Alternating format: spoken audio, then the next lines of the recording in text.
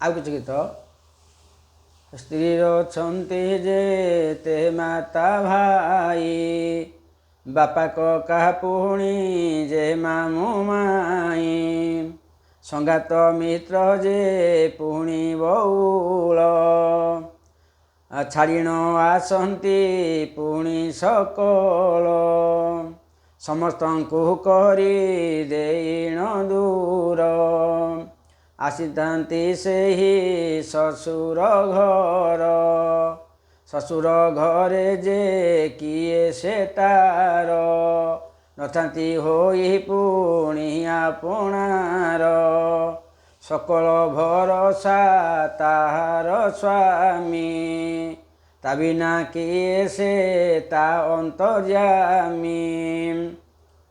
ଯେଉଁ ପିଲାଟି ଆସିବ ବୋହୂ ହେଇକିରି ତାର ବାପା କକା ମାମୁଁ ମାଇଁ ସଙ୍ଗାତ ମିତ୍ର ବଉଳ ସେ ସମସ୍ତଙ୍କୁ ଛାଡ଼ି ଦେଇକି ଆସନ୍ତି ଶ୍ୱଶୁର ଘରକୁ।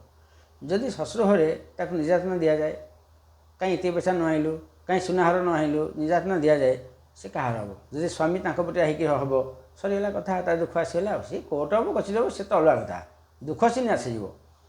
ବିଚାର କରିବା ଦରକାର ଯେ ଆମେ ବିବାହ ପୂର୍ବରୁ କାହିଁ ପିଲାଟିକି ଆଣି ହଇରାଣ କରିବା, ଏଇଆ ନହେଲେ ଆମର ହେବନି। ପଦେ କଥା କାମ ସରିଲା। ହଇରାଣ କରିବାର ହେଉଛି ପୁରା ବୋକାମି କାମ।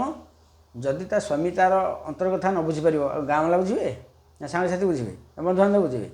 ସ୍ୱାମୀ ଏଠି ସ୍ତ୍ରୀ, ମୁଁ କହୁନି ଯେ ମାନେ ଗୋଟେ ସ୍ୱାମୀ ଅନ୍ୟାୟକୁ ସମର୍ଥନ କରିବ ନା, ଯେଉଁଟା ବାଟ ଧାରାରେ ଚାଲିଲେ କିଛି ଅସୁବିଧା ହେବନି। ଦେଖିବା ପରବର୍ତ୍ତୀ ବାଟଟା।